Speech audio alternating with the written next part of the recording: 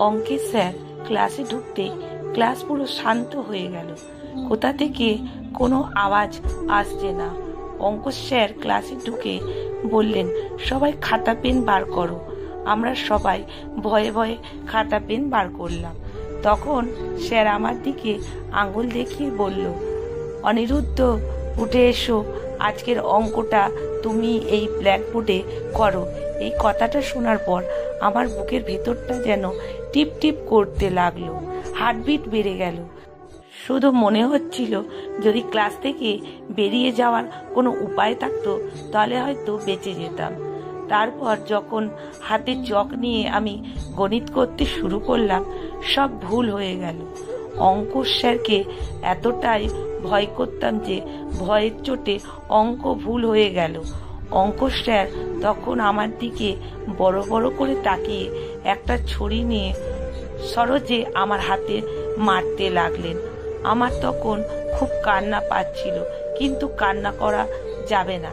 কান্না করলে অঙ্ক স্যার আবার মারবেন। তারপর স্যার ক্লাস থেকে বেরিয়ে যাওয়ার সময় আমাকে বললেন, আগামীকাল অঙ্কগুলো ঠিক করে আসবে, না হলে দেখাবো মজা। এই বলে স্যার ক্লাস থেকে বেরিয়ে গেলেন। আর আমরাও সবাই যেন হাঁপ ছেড়ে বাঁচছিলাম।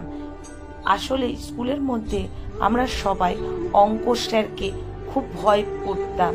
মনে মনে ভাবতাম স্যার কখন ক্লাসে আসবে। তারপর আমি মাধ্যমিক পাশ করলাম আর ভাবলাম এবার আপাতত অঙ্ক আর করতে হবে না।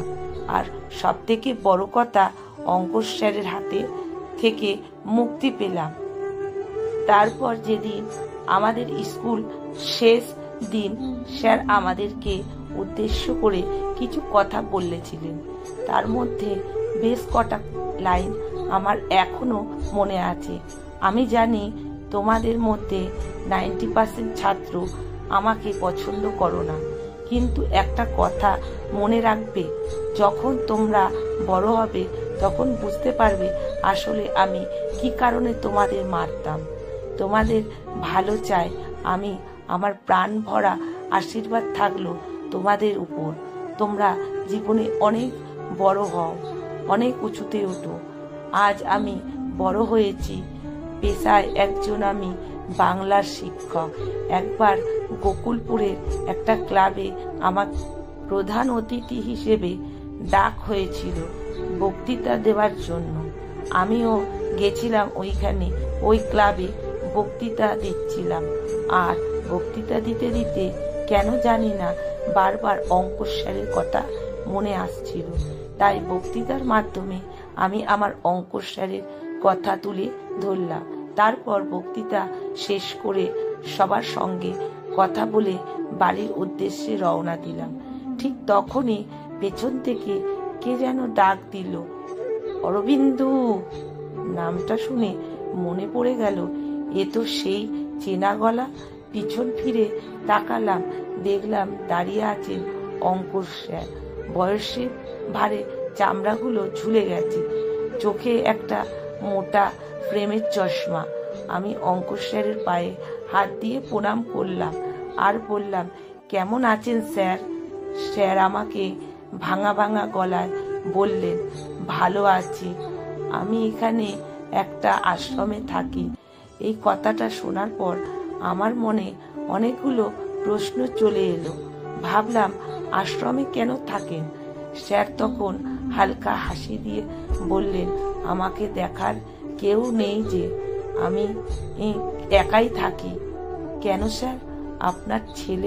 আপনার ছেলে গাড়ি অ্যাক্সিডেন্টে মারা গেছে। আর এই শোক সহ্য করতে না পেরে কিছুদিন পর আমার স্ত্রীও মারা গেল। পড়ে আছি এখন আমি একা।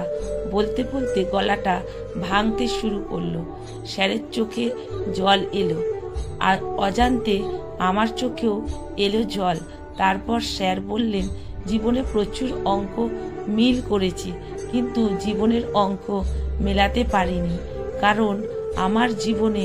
তবে অরবিন্দু, তোমার বক্তৃতা শুনে আমার খুব ভালো লেগেছে। আমার গর্ব হচ্ছিল তুমি আমার ছাত্র বলে। তারপর পাশে থাকা আরও দু একজন বৃদ্ধ মানুষকে দেখিয়ে বললেন, এ আমার ছাত্র অরবিন্দ। একে ছোটবেলায় আমি স্কুলে পড়াতাম।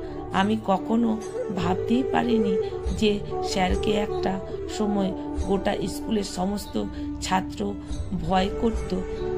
সেই স্যারের শেষ পরিণতিটা এমন হবে। আসলে স্যার হয়তো সত্যিই বলেছে, জীবনের অঙ্কর মাঝে মাঝে হয়তো মেলে না। আপনাদের জীবনেও কি ছিল এরকম কোনো অঙ্কের স্যার?